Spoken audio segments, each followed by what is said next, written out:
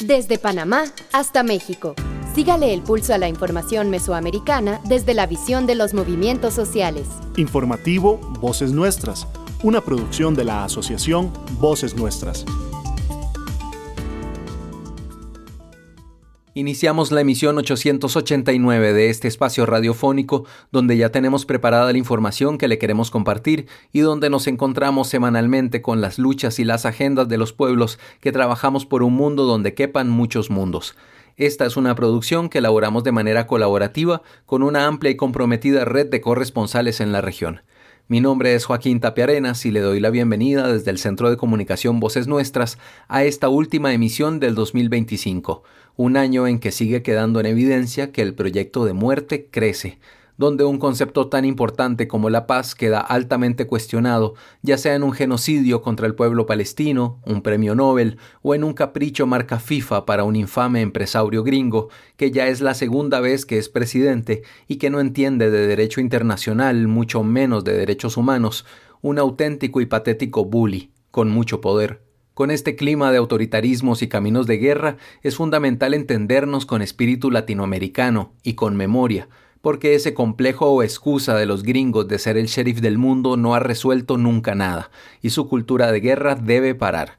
Porque por otro lado, en septiembre de 2025 se ratificó con representantes de los 33 países miembros de la Comunidad de Estados Latinoamericanos y Caribeños CELAC como una zona de paz a América Latina y el Caribe, donde se fortalezca el multilateralismo y posiciones conjuntas en temas como seguridad alimentaria, salud y migraciones, así como avanzar en la triple transición, energética, digital y ambiental. Con la esperanza de frente porque otros mundos son posibles y agradeciendo su sintonía, le invito a conocer de inmediato los titulares que tenemos para esta semana.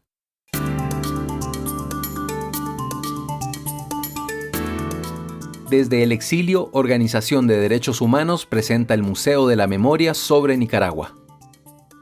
En Guatemala, fortalecer el tejido social desde la participación colectiva. En Panamá, los derechos humanos, una deuda pendiente. En Honduras, llaman al Ministerio Público a castigar a los responsables de manipular resultados electorales. En Guatemala, Río Hondo lleva a consulta municipal la instalación de proyectos hidroeléctricos. Detrás de la ropa, trabajo invisible en México. En El Salvador, alertan que la garantía de derechos humanos en el país ha retrocedido. En Latinoamérica, feministas comunitarias, luchadoras milenarias de los pueblos originarios.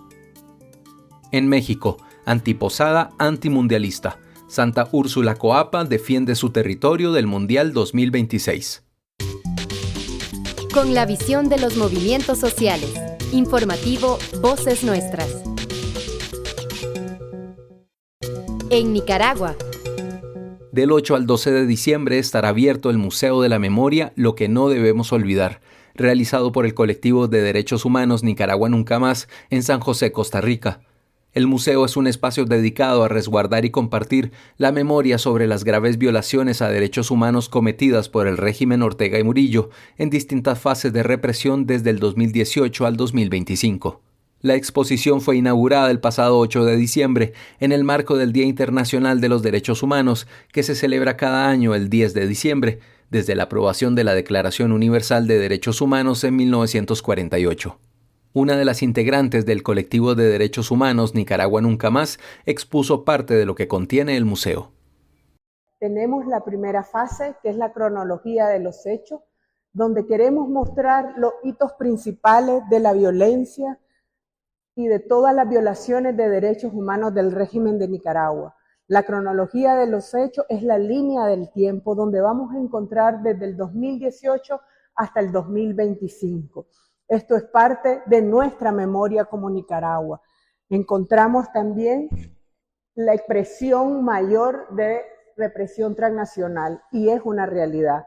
Tenemos más de 8 muertos que han sido parte de esta represión transnacional en distintos países fuera de Nicaragua. Tenemos las fases de la represión. Las fases de la represión están organizadas a través del tiempo. y las describimos de acuerdo a las fases en que han venido atacando en el pueblo de Nicaragua. La primera fase es la rebelión cívica que se da de abril a septiembre del 2018, donde atacan al pueblo a través de todas las expresiones cívicas que el pueblo de Nicaragua tuvo para reclamar sus derechos. Tenemos el establecimiento del Estado policial, la institucionalización de la represión y el autoaislamiento del régimen al salirse de todas las organizaciones internacionales para no violentar los acuerdos. Tenemos una expresión de la libertad religiosa donde encontramos que hasta octubre del 2025, 1.326 organizaciones de carácter religioso han sido cerradas, de las 6.500 que han sido cerradas a nivel nacional. Tenemos el periodo de las confiscaciones, todas las expresiones que han tenido a través de las confiscaciones a medios de comunicación, universidades, iglesias, empresarios desnacionalizados y sociedad civil. Esta es el área donde simboliza como una de las estrategias de represión el despojo. La dictadura, el régimen de Nicaragua ha encontrado un patrón sistemático de violaciones de los derechos humanos al despojar a toda la población nicaragüense, a los exiliados, a los desnacionalizados. La gente ha migrado y ha exiliado con sus llaves para regresar a su casa, pero sus casas han sido robadas. Este es el pabellón de los perpetradores. Aquí estamos exponiendo el rostro de esos perpetradores de estas violaciones que estamos describiendo en la línea del tiempo, de las estrategias de represión. Necesitamos identificar esos rostros. Así como las víctimas tienen nombre, los perpetradores también tienen nombre.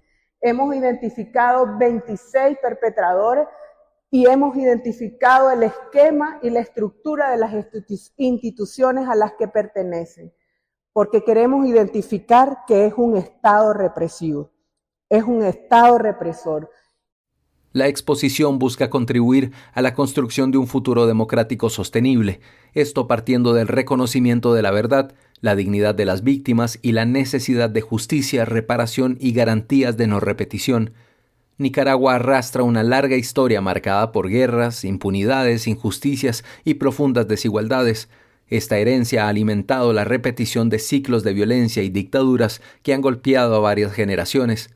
Frente a la actual dictadura y a la política de amnistía y olvido, el colectivo insiste en que superar el pasado implica conocerlo, también describirlo, reflexionarlo y transmitirlo con un sentido cívico, pedagógico y como el primer paso para el camino a la justicia. El Museo de la Memoria se levanta como respuesta al intento de la dictadura de falsear la historia y borrar los crímenes de lesa humanidad. Desde la sociedad civil y el exilio, la exposición se convierte en una herramienta para luchar contra el olvido y la impunidad, honrando a las víctimas y dando voz a las personas sobrevivientes, señala una publicación del colectivo. En Guatemala. El barrio La Morera se ha caracterizado por tener una actividad colectiva importante con la comunidad, interactuando de muchas maneras con niños y adultos. Don Fernando Sandoval ha sido un líder comunitario que ha realizado actividades deportivas, culturales y sociales. Ha conseguido apoyo de personas y organizaciones, con lo que se pintaron murales en la avenida del Ferrocarril, ha llevado a las niñas del barrio a encuentros deportivos de alto nivel y año con año celebran junto a niñas y niños las fiestas natalicias. Además, ha consolidado el apoyo a mujeres desde la creación de espacios de emprendimiento colectivo.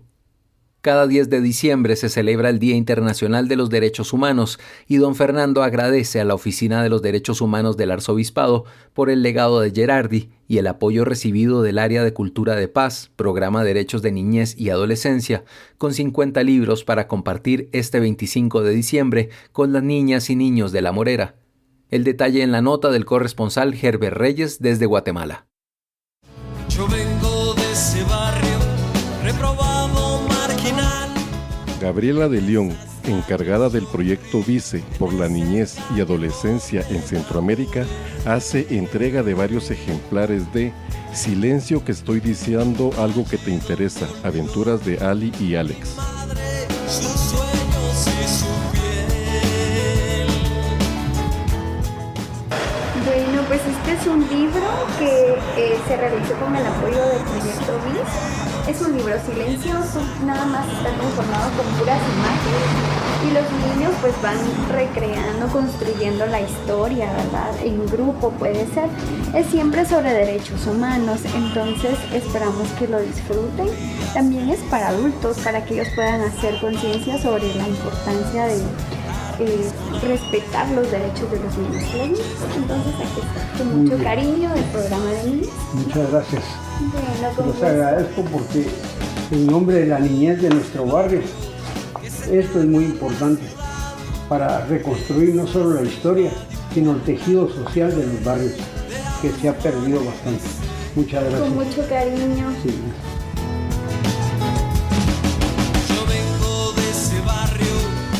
Don Fernando Sandoval agradece por este valioso aporte e insta a continuar conociendo la vida y legado de Monseñor Gerardi.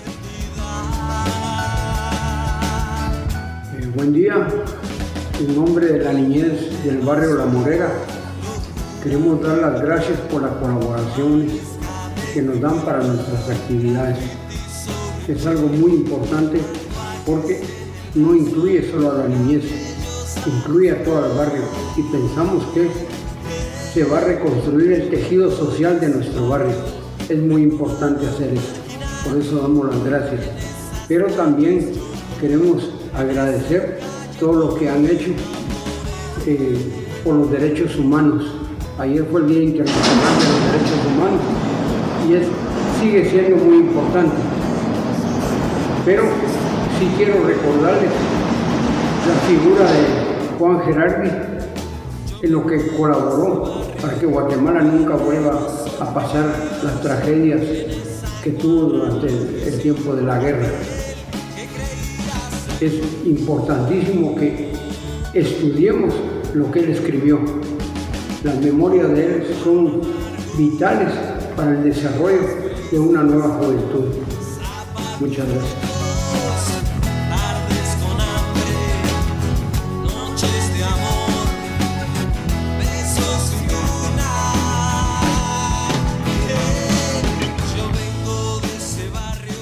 Estos libros permiten a los niños construir la historia a partir de las imágenes y con base a su propia historia de vida. Para el informativo mesoamericano Voces Nuestras, reportó desde la ciudad de Guatemala Herbert Reyes.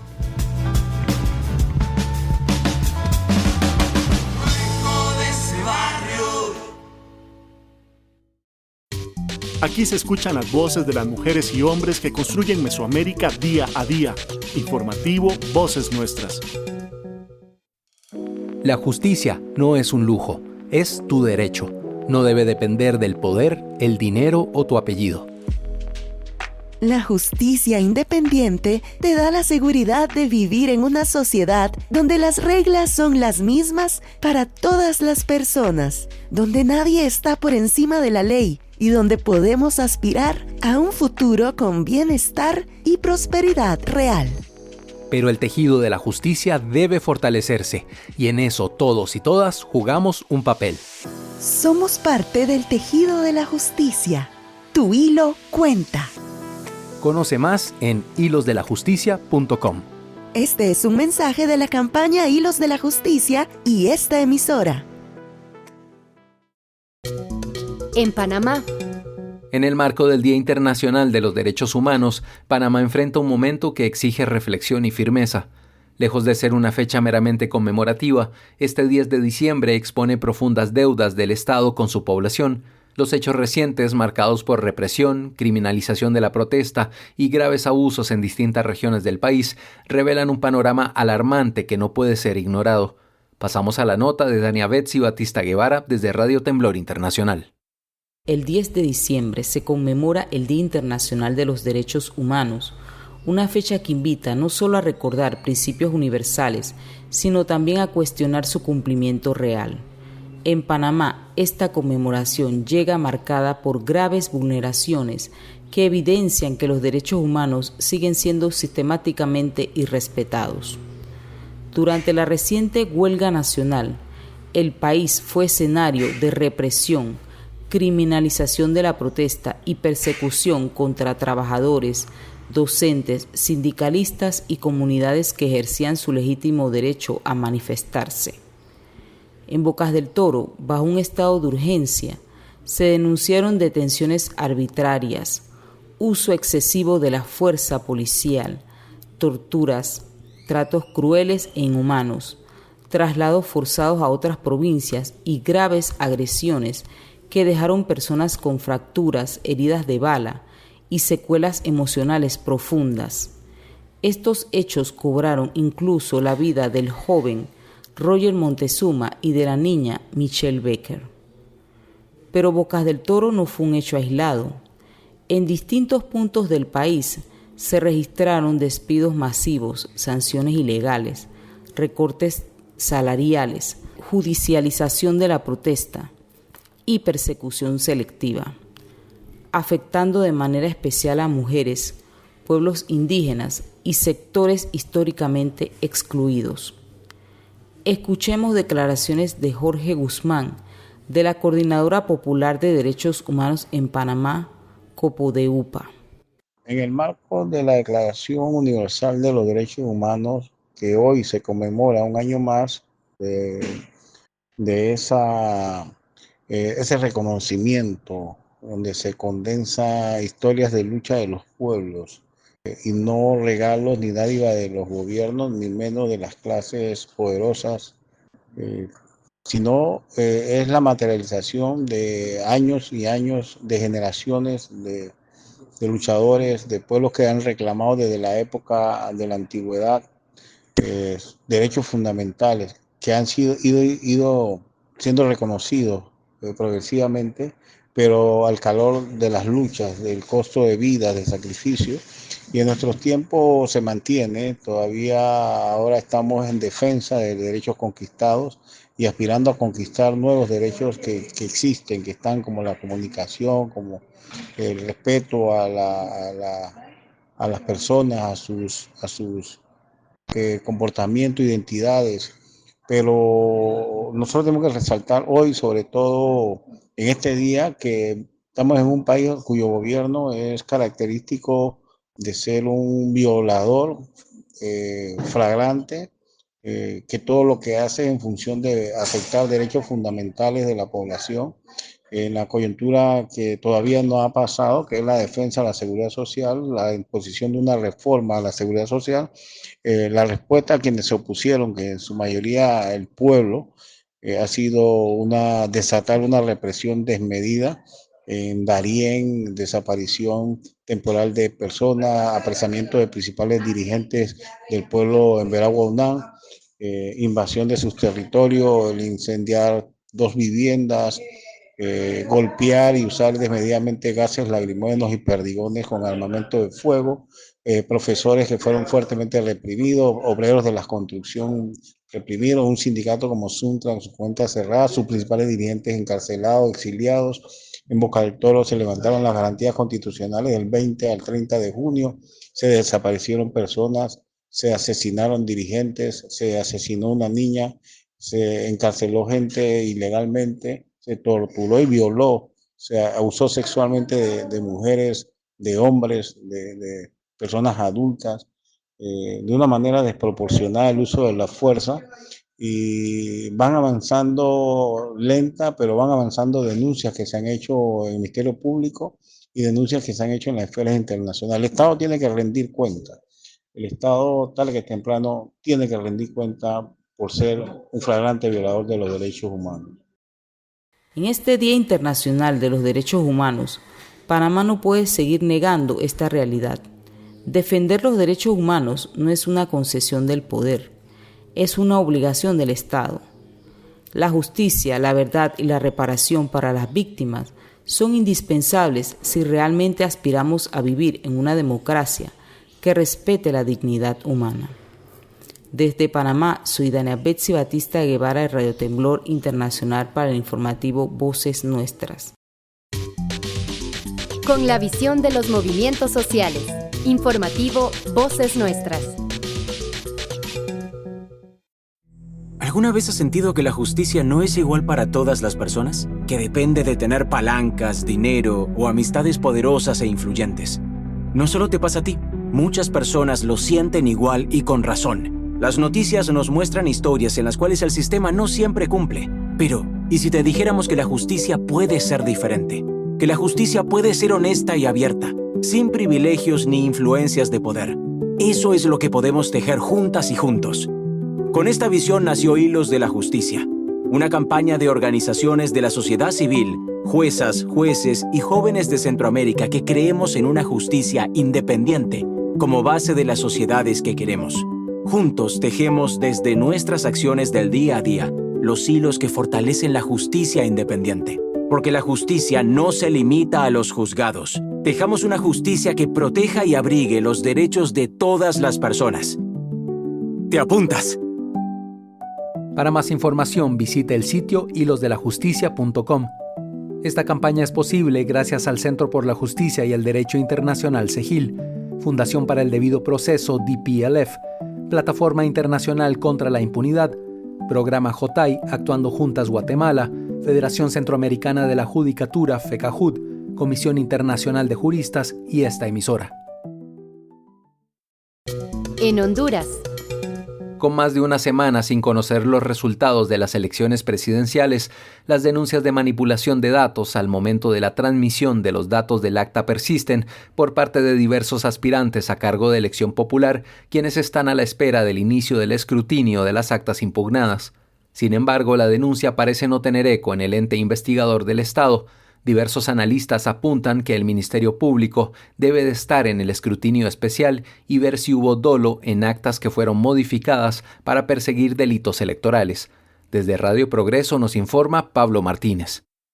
Honduras, casi 2 semanas después de las elecciones generales, arrastra fuertes denuncias de irregularidades. Varios han sido los aspirantes a cargos de elección popular que han denunciado manipulación de los datos, fallas en el TREP, inconsistencias en los datos transmitidos por la Junta Receptora de Votos, lo que según la ley constituiría delitos electorales. A criterio del analista Josué Murillo, el Ministerio Público debería de actuar ante este escenario. Todas las quejas y todos los señalamientos de delitos electorales, que ya no son tema de sistemas o de acciones, digamos que parte del proceso que tiene sus altibajos, sino que ya hay dolo, y un dolo que se configura en delito, eso debe ser investigado por el Ministerio Público.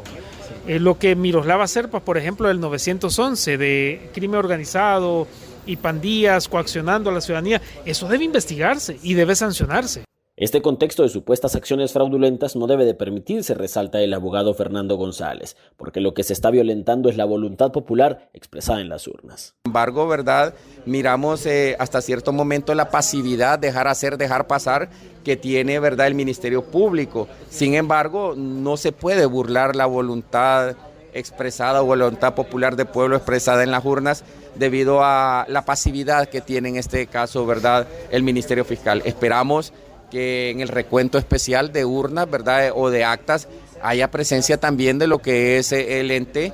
Sin embargo, pese a que el aspirante presidencial del Partido Liberal ha denunciado que en la transmisión de los datos hubo un fraude monumental que lo afectó, desde su propio partido se resisten a catalogarlo como un fraude. La diputada Maribel Espinosa apunta que no es el momento para que el Ministerio Público actúe, pese a los ya evidenciados errores de la empresa contratada para el TREP. Habrá tiempo para hablar de esto. Que la empresa falló. Entonces ahora vamos para que el pueblo esté tranquilo, voto por voto. Nosotros necesitamos un presidente. Nadie previó eso.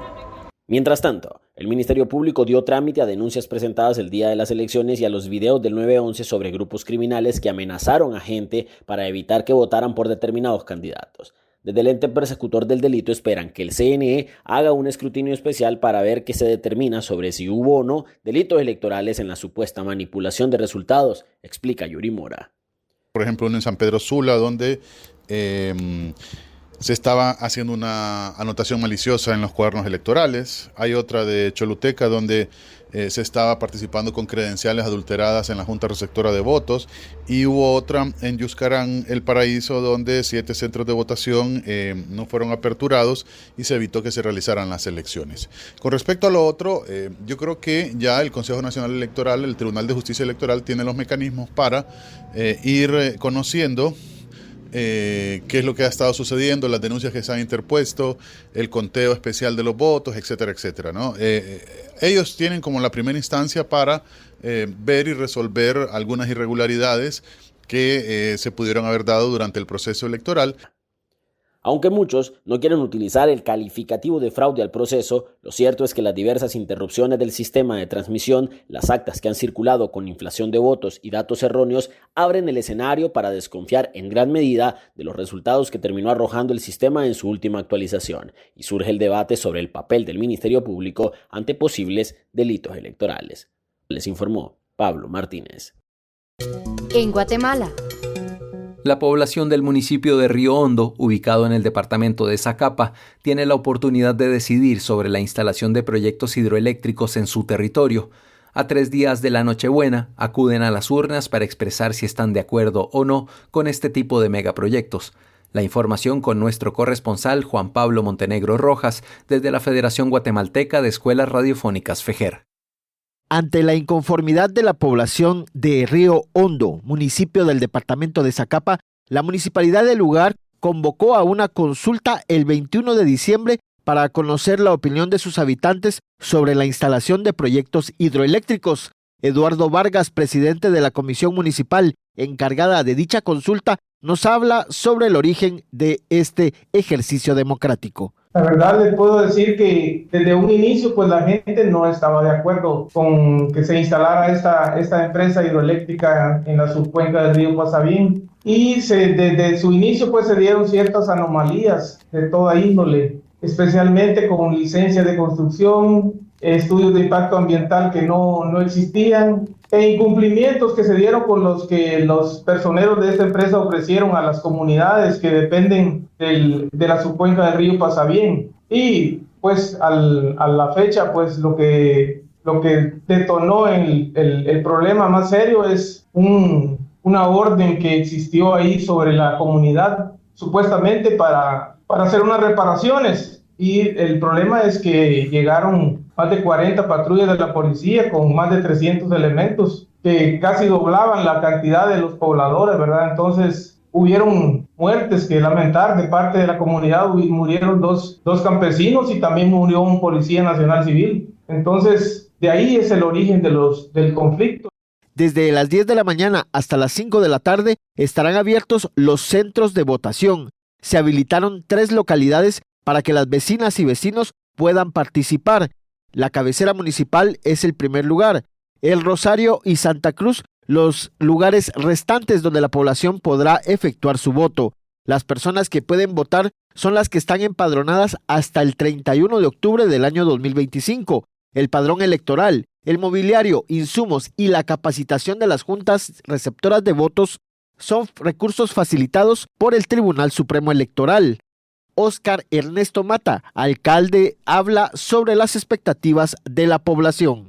Básicamente la población esperando este momento para poder expresar libremente a través del voto el sentir de nuestros vecinos con respecto a este proyecto. La población se ha organizado y nos ha solicitado a nosotros como miembros del Consejo Municipal a través de más de 2,000 firmas que pudieron ellos recabar, solicitando al Consejo Municipal y amparados en lo que establece el Código Municipal en el artículo 64. El Consejo Municipal atiende esta solicitud, en donde la población a través del voto libre podrá expresar el sentir sobre el funcionamiento de hidroeléctricas en la subcuenca del río Pasavín. El ejercicio democrático enfrenta obstáculos, porque los intereses que promueven la instalación de la hidroeléctrica accionan desde el 5 de diciembre por la vía jurídica para que esto no se detenga y el proyecto pueda continuar. Así lo explica el alcalde Mata. El día viernes fuimos notificados ahí por parte de un juzgado ahí de un amparo presentado por la empresa que está operando ahorita en la subcuenca del río Pasavín, en donde ellos presentaron ese amparo en contra de lo que es el reglamento que fue publicado para la celebración de la consulta, en contra del Consejo Municipal, atribuyendo de que el Consejo Municipal no tiene la facultad para convocar a una consulta de esa naturaleza, y cosa que es lo contrario, porque lo vuelvo a repetir, el artículo 64 del Código Municipal es claro y establece que el Consejo Municipal, a petición de los vecinos, cuando hay un tema que afecte a la población, está facultado para poder venir y realizar este tipo de consultas. El río Pasabien surte de agua a 11 comunidades y a la actividad agrícola de la región. La empresa priva del suministro de agua con la construcción de represas, situación que afecta la vida de las personas y de los animales. 16 organizaciones se han registrado como observadoras del proceso de votación, con el objetivo de garantizar la transparencia del proceso. Desde la Federación Guatemalteca de Escuelas Radiofónicas FEGER, informó Juan Pablo Montenegro Rojas para la radiorevista Voces Nuestras. Aquí se escuchan las voces de las mujeres y hombres que construyen Mesoamérica día a día. Informativo Voces Nuestras. Garantizar la atención médica a todas las personas es una de las obligaciones del Estado. Esta debe cumplirse independientemente de la situación migratoria de quienes requieran estos cuidados. Los servicios de salud deben ser accesibles y aceptables. Deben contemplar la diversidad cultural de las personas en situación de movilidad humana, respetando sus creencias, idioma y demás factores que pudieran devenir en situaciones discriminatorias. Los estados están obligados a garantizar la disponibilidad y accesibilidad a campañas de salud pública, tomando en cuenta, además, las condiciones de los procesos de movilidad y la vulnerabilidad a contagios que existen en ellos. Es una responsabilidad de las autoridades sanitarias la creación de espacios de capacitación y sensibilización de personal médico y administrativo en donde se prevengan situaciones discriminatorias que impidan el acceso al derecho a la salud. Te invitamos a promover espacios seguros con menos obstáculos para el acceso a una salud humana digna y libre de discriminación.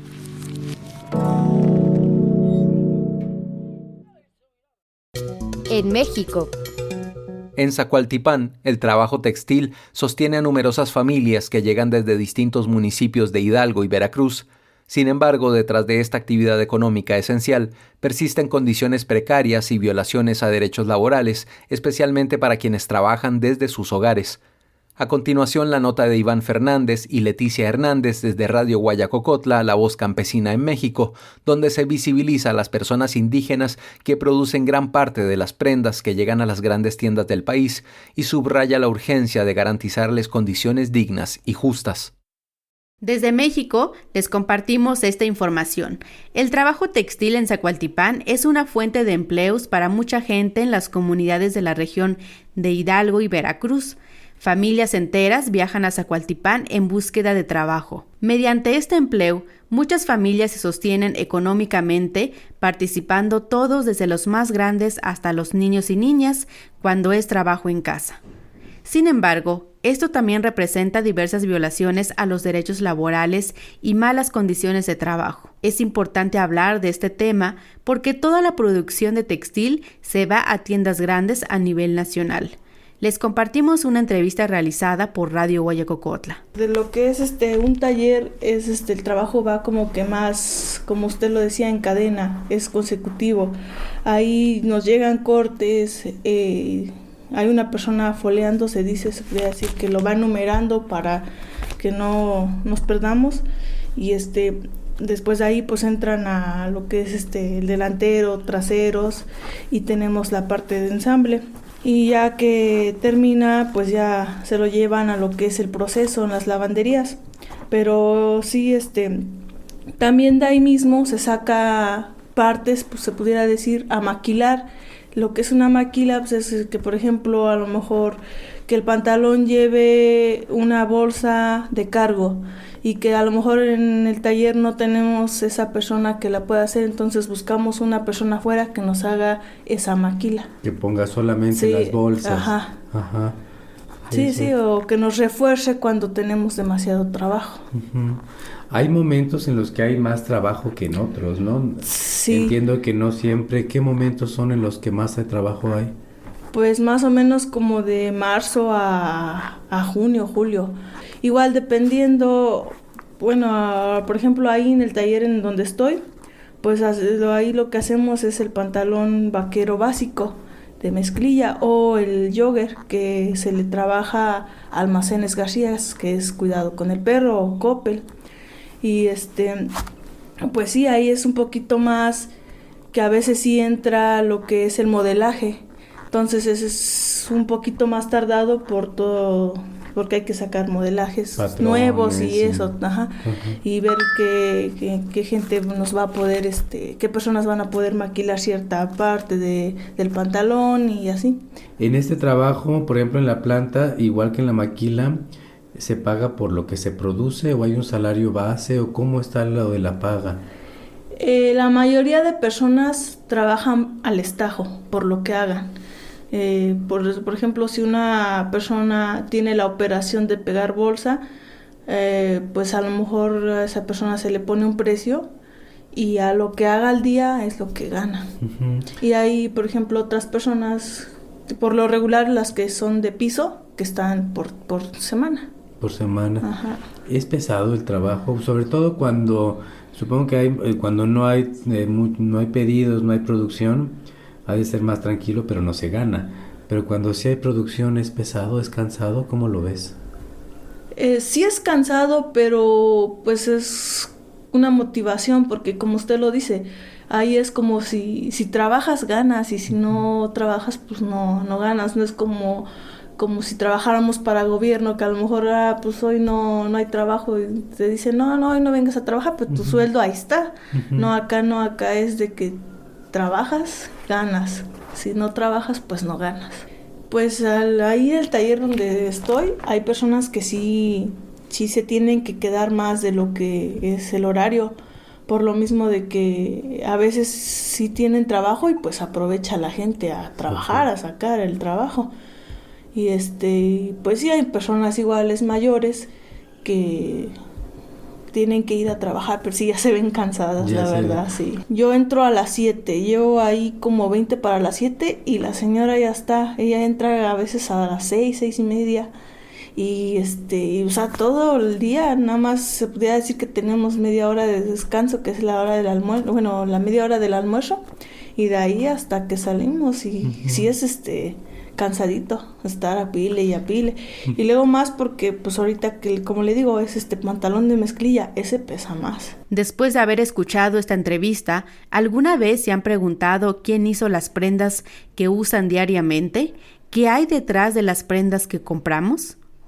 Es importante reconocer el trabajo de todas las personas indígenas que laboran para que sus derechos laborales sean respetados. Para el informativo Voces Nuestras, les acompañó Iván Fernández y Leticia Hernández desde Radio Guayacocotla, La Voz Campesina en México. En El Salvador. En el marco del Día Internacional de los Derechos Humanos, el colectivo de derechos humanos Herbert Anaya desarrolló una jornada dedicada a los sistemas de protección nacional e internacional, además de concluir la etapa final de un concurso de videos creativos elaborados por jóvenes de distintas universidades, institutos y comunidades. El objetivo, dijo Mirna Perla, que es integrante de este colectivo de derechos humanos, es incentivar a la juventud a conocer la historia y el aporte del movimiento de derechos humanos en El Salvador. El evento también fue aprovechado para hacer un pequeño balance sobre el estado de los derechos humanos en el país. Perla dijo que hay un grave retroceso en esta materia a nivel nacional e internacional. Sectores de poder económico especialmente han promovido la democracia y el respeto a los derechos humanos como un mecanismo de dominación, donde precisamente se le facilite el poder explotar la naturaleza y explotar a los seres humanos. Aparentemente en este momento donde ha habido grandes avances en el respeto de derechos humanos, en mecanismos de protección a los derechos humanos, como que ya la democracia que los estados nación han tratado de hacer valer, ya no les sirve. Entonces estamos en un momento de crisis. El Salvador es un ejemplo muy Claro, ¿verdad? Al igual que Argentina, que son gobiernos dictatoriales que han surgido de elecciones, pero que en el caso de El Salvador, después de haberse cumplido un periodo constitucional por parte de Nayib, Perla acusó al gobierno de perseguir y encarcelar a personas defensoras, incluyendo a quienes trabajan por los derechos de los pueblos originarios y por la transparencia pública. También manifestó preocupación por la amenaza ambiental que representa la posible destrucción de la zona del Espino, considerada un pulmón para el país. Por su parte, Eneida Abarca, madre del joven desaparecido Carlos Abarca, recordó al Estado que continúa siendo el principal violador de derechos humanos y denunció que pese a la creación del Protocolo de Acción Urgente y una unidad investigativa, el gobierno mantiene en reserva los datos sobre desapariciones y no brinda respuestas efectivas. En el tema de los desaparecidos, no hay respuesta. El Estado continúa sin hacer ninguna acción, continúan negligentes, indolentes, indiferentes, pasivos. No hay acceso a la verdad, a la justicia. La impunidad del ayer sigue siendo la de hoy. En el periodo del actual gobierno, el señor Bukele dijo que implementó, que había una nueva institucionalidad de los desaparecidos y que por ello implementó el Protocolo de Acción Urgente y Estrategia de Búsqueda de Personas Desaparecidas, crearon una unidad de investigación. Este gobierno, el compromiso que adquirió fue que iba a reducir la impunidad aplicando este protocolo cuando se reportaran a personas desaparecidas. Pero desde el periodo de él hasta la fecha, lo que hizo fue poner en reserva los datos de desaparición. El colectivo reafirmó su solidaridad con todas las personas que defienden derechos humanos en el país y reiteró su llamado al Estado salvadoreño a garantizar un entorno seguro para su labor y a cesar las prácticas que generan impunidad. En el marco del Día de los Derechos Humanos, queremos compartir también el mensaje de Roberto López, director del Instituto de Derechos Humanos de la UCA, sobre la importancia de acompañar a las personas a quienes se les han vulnerado sus derechos. Los derechos humanos permiten que cada persona viva libre y con dignidad. No son ideas abstractas, son situaciones y experiencias muy concretas. Poder expresarse sin miedo, que nos traten con respeto, tener acceso a oportunidades, vivir en paz y sin discriminación. Desde el IDUCA animamos a que estos derechos se construyan todos los días. Por eso acompañamos a quienes les han sido vulnerados. Defendemos la verdad, documentamos, buscamos justicia y trabajamos para que nadie quede fuera. Ese es el espíritu de nuestra misión. Sabemos que el país atraviesa momentos confusos, pero también sabemos que la esperanza se mantiene cuando cuidamos la vida, cuando denunciamos lo que está mal y cuando nos unimos y organizamos para proteger a quienes más lo necesitan. Cada gesto de solidaridad y defensa es un paso hacia un país más justo. En este Día de los Derechos Humanos, te invitamos a seguir creyendo y a seguir defendiendo, a volverte esperanza, construyendo un El Salvador en donde todas las personas vivan con dignidad. En tiempos convulsos e impredecibles como los actuales, en los que muchas personas sienten una creciente sensación de inseguridad, desencanto y alienación, este día busca reafirmar los valores de los derechos humanos y mostrar que siguen siendo una apuesta de esperanza para la humanidad. Es la información que nos llega desde Radio YSUCA en El Salvador. Nos unen nuestros territorios, nuestras historias, nuestras culturas. Informativo Mesoamericano, Voces Nuestras. ¿En qué me beneficia que la justicia sea independiente? Supongamos que te despiden sin razón, o que te discriminan, o que estás sufriendo violencia, o que te acusan de haber cometido un delito. En cualquier proceso judicial queremos que quien nos juzgue no sufra presiones de ningún tipo y que se respeten nuestros derechos. La independencia judicial nos importa, porque es la que garantiza que la justicia sea igual para todas las personas, sin mirar nuestro apellido, dinero o el puesto que tengamos. Somos parte del tejido de la justicia. Tu hilo cuenta. Conoce más en hilosdelajusticia.com. Este es un mensaje de la campaña Hilos de la Justicia y esta emisora. En Latinoamérica. Julieta Paredes, escritora del pueblo aymara, afirma que la memoria milenaria de las ancestras de los pueblos originarios ha recogido el conocimiento histórico que alimenta hoy a las luchas de nuestros pueblos. Además de identificar al feminismo comunitario como la unidad en la diversidad, la también grafitera señala que estas feministas han hecho una ruptura histórica, espacial, epistémica y temporal a partir del proceso de cambios revolucionarios del pueblo boliviano. Pasamos a la nota que nos comparte desde México la Cooperacha, a quienes enviamos un fuerte abrazo.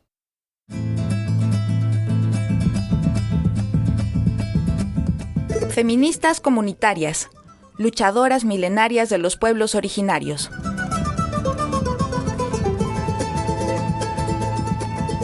La indígena aymara de Bolivia, Julieta Paredes, explica a la Cooperacha algunos conceptos que dan base al feminismo comunitario de Abya Yala, que cuenta con el conocimiento histórico de la lucha comunitaria de los pueblos originarios. Algunos pensamientos principales que acompañan nuestra lucha son la descolonización, la despatriarcalización como categorías que ordenan en alguna medida las contribuciones que hasta el momento hemos hecho a las luchas de nuestros pueblos.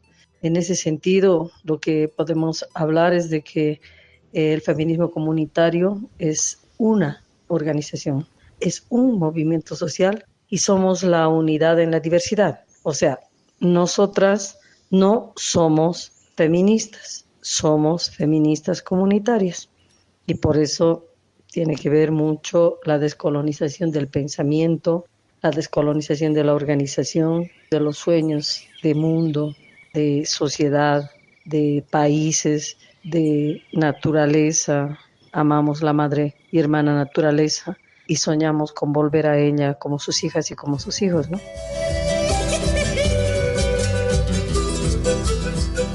La también grafitera y escritora del libro Hilando Fino desde el feminismo comunitario, comenta los orígenes milenarios de ese feminismo.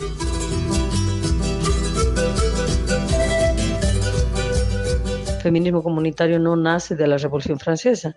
Nosotras hemos hecho un rompimiento histórico, espacial, epistémico, temporal también, a partir del proceso de cambios revolucionarios del pueblo boliviano. Ahí es que nosotras recuperamos la circularidad del tiempo de nuestros pueblos y nuestros territorios para tomar la memoria larga de nuestras ancestras, y el feminismo comunitario tiene esa memoria, ese conocimiento histórico vital que alimenta hoy a las luchas de nuestros pueblos. Y por lo tanto, entonces, nosotros somos viejas luchadoras de más de 524 años.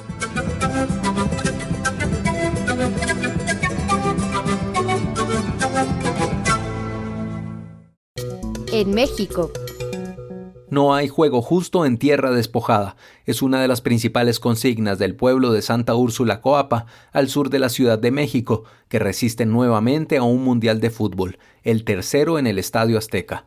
El Mundial 2026 en México, Estados Unidos y Canadá significa la profundización de la gentrificación, turistificación y el despojo en toda la Ciudad de México.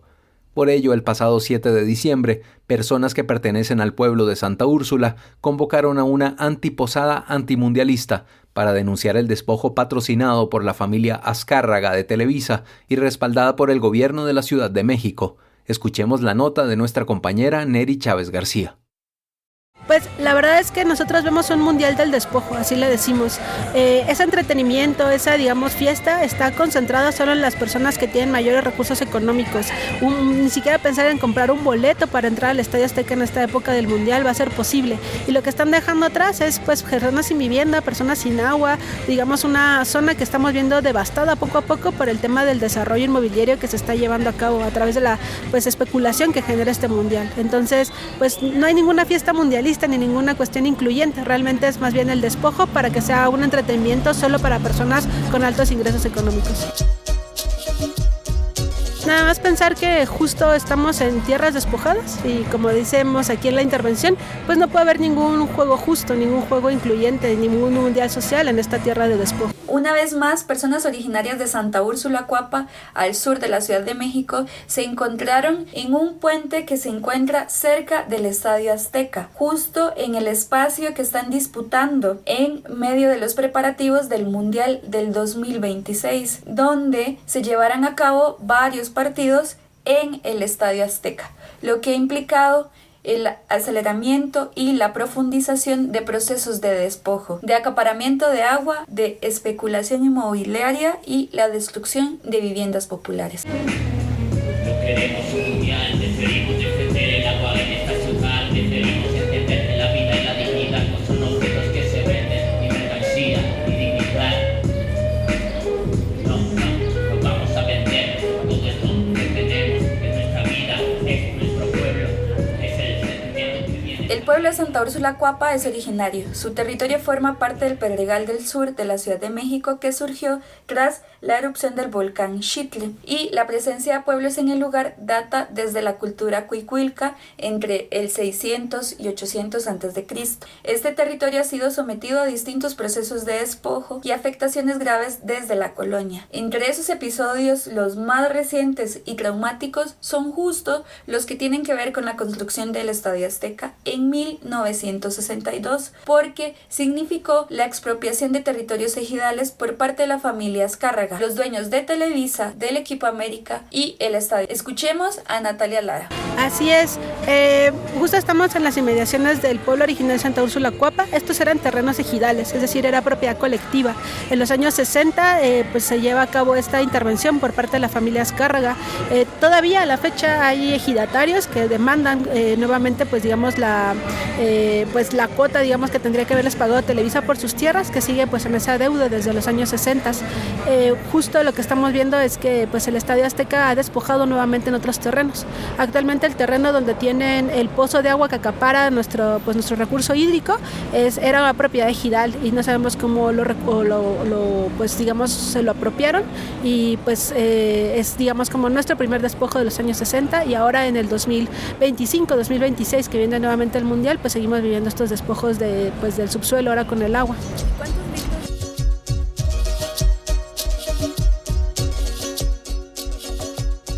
El Estadio Azteca fue terminado en 1966 con una capacidad para 80,000 personas y es el más grande de América Latina. En septiembre de 1966, 4 meses después de la inauguración del estadio, se llevó a cabo un desalojo violento dirigido por el entonces jefe de departamento distrital Ernesto Uruchurtu, del Partido Revolucionario Institucional PRI. De ese desalojo se construyó el estacionamiento para autos alrededor del estadio. Nuevamente, territorios que también eran ejidales, es decir, comunitarios, fueron privatizados. Desde entonces, el despojo ha sido cotidiano en el pueblo de Santa Úrsula Cuapa. Cada remodelación del estadio ha implicado nuevas manifestaciones de acaparamiento de agua, encarecimiento de la vivienda y el costo de la vida en general, así como la especulación inmobiliaria. Actualmente, el estadio está siendo remodelado en víspera de los 5 partidos del Mundial que se disputarán ahí en el Estadio Azteca, por medio de un préstamo de 2.100 millones de Banorte a la familia Azcárraga. Otra situación que nos comentaba Natalia es que hay un pozo que también estaba en territorio ejidal, pero que ahora fue concesionado a Televisa. Este se encuentra además muy cerca de los pozos que alimentan las comunidades aledañas, por lo que también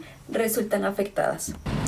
Pues actualmente son 450 millones de litros anuales, que es lo que nos ha dicho la ciudad, pero también la ciudad nos ha dicho que por lo menos distribuyen 50 litros por segundo. Eso para nosotros es una gran cantidad de agua. La mayoría de los pozos aquí cerca de la colonia distribuyen solo 30 litros por segundo, y esos pozos se están secando a raíz de que la mayor extracción viene por parte de Televisa. La lluvia cae sobre el río haciéndolo crecer, reclamando el camino que le dieron al nacer. Los latifundistas no respetan su cauce, tanta tierra para una persona no está bien. Ante el despojo sostenido, la organización comunitaria ha sido clave. Van 4 domingos en los que las compañeras y compañeros organizados se encuentran en el puente para reapropiarse del espacio público, denunciar y visibilizar que el pueblo de Santa Úrsula Cuapa resiste. El pasado domingo 7 de diciembre se convocó a una antiposada antimundialista para volver a intervenir un anuncio de Coca-Cola, intervención que se ha venido realizando durante estos 4 domingos porque Coca-Cola los ha ido borrando. También colocó una manta manta para que se pintara sobre ella. Ese día de la antiposada también había tianguis, pegas, micrófono abierto, rap de resistencia, piñatas, una con el logo de Televisa y un taller de ulama, el juego de la pelota originario. Soy Sofía Riojas de Copilco, de aquí, la Ciudad de México. El día de hoy traje unas pegas que son parte de una serie como mucho más amplia de la Tlacuachona, así se llama, que hace como la lucha por su territorio, haciendo como un símil del desplazamiento de los animales de los lugares a lo que está pasando ahorita con los pueblos y las comunidades originarias en la Ciudad de México. Si bien faltan unos meses para el Mundial, las consecuencias se sienten al día de hoy, los cuales van desde la negación de información por parte de las autoridades de la Ciudad de México, es decir, Clara Brugada y de Morena, hasta la especulación inmobiliaria, el aumento del costo de la vida. Pues ahorita lo primero es el agua. De hecho, luego los ingenieros de la Secretaría de Aguas de la Ciudad de México nos han afirmado que si aumenta la demanda de agua, pues ellos no van a poder pues llevar a cabo, digamos, como este proceso de distribución equitativa. Y es lo que estamos viendo últimamente. Estas obras que están realizando demandan mucha agua y se está quitando el agua a las colonias. Esto es, digamos, como lo más inmediato. Pero también lo estamos viendo en el tema de especulación inmobiliaria. Las calles aledañas al Estadio Azteca están llenas de nuevas construcciones, una arquitectura totalmente diferente a la arquitectura de colonia popular y que están vendiendo pues vivienda para la inversión. Muchas se están publicitando justamente para decirnos que pues van a estar estas viviendas construidas en febrero para que justo cuando llegue el Mundial puedan utilizarse para esta renta de Airbnb o espacios como casi hoteles digamos que estén cercanos al Estadio Azteca. Entonces estamos viendo también este despojo y esta especulación inmobiliaria está dañando a la vivienda popular, ya ni siquiera en una idea de alto costo de la renta, sino más bien las casas unifamiliares construidas en los años 50, 70, cuando empezaron a habitarse estas colonias, están siendo destruidas por estas inmobiliarias a una forma adrede. No vamos a olvidar lo que significa la FIFA, muerte y corrupción, como en Argentina 78. Estaba celebrándose el Mundial mientras había una dictadura fatal con Videla al lado del Estadio Monumental, se celebraban los goles mientras la gente estaba siendo explotada, mientras la gente estaba siendo marginada. No vamos a olvidarlo, no vamos a olvidar lo que significa la FIFA, como en el Mundial del 73, en el Mundial de Chile, después del golpe de Pinochet. El Mundial sigue en pie, pero también la resistencia comunitaria. La invitación es a seguir atentos y atentas a lo que denuncian las comunidades receptoras del megaevento del Mundial 2026. Una vez más, estos eventos masivos llevan consigo un rostro cruel marcado por el despojo, el desprecio, daños al tejido comunitario y territorial. Por ello, insistimos, no hay juego justo en tierra despojada. Esta fue una nota de Neri Chávez García para Voces Nuestras. Con la visión de los movimientos sociales. Informativo Voces Nuestras. De esta manera llegamos al final de la emisión 899 del informativo mesoamericano Voces Nuestras. Agradecemos como siempre a las y los corresponsales que aportan a este espacio informativo, así como a todas las personas que nos escuchan, pues su apoyo hace posible que las voces de los pueblos en resistencia se sigan amplificando. Recuerden que seguimos conectadas y conectados a través de nuestras redes sociales, donde nos pueden encontrar como Voces Nuestras, y en nuestro sitio web vocesnuestras.org, donde seguimos fortaleciendo nuestra comunidad y nuestras luchas. Mi nombre es Joaquín Tapiarenas, desde Voces Nuestras y a nombre de la red de corresponsales agradecemos su sintonía. Nos reencontramos en enero de 2026. ¡Felices fiestas! Informativo Mesoamericano Voces Nuestras, una producción de la Asociación Voces Nuestras con el apoyo de la red de corresponsales, representantes de medios y organizaciones de Centroamérica y México y el apoyo de Rosa Luxemburg Stiftung y Pan para el Mundo.